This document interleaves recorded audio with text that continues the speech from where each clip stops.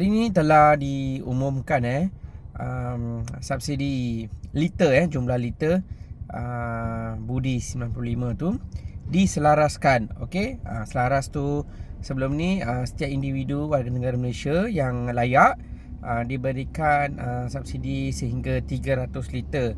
Okey, so bermula April ni dikurangkan kepada 200 liter untuk menangani krisis Asia Barat tu. So apa yang saya baca, lebih 90% tidak terjejas dengan penyelarasan semula ni lah. So masih ramai lagi kalau ikutkan boleh guna sehingga 200 liter. Okey, jadi pandai-pandai lah ya kita menggunakan minyak. Kalau tak ada urusan keluar, kita tak payahlah keluar. Okey, kalau sekali keluar tu nak beli apa-apa sekali beli. Okey. Dan satu lagi, kalau rasa contoh bulan 4 kan dah jadi 200 liter.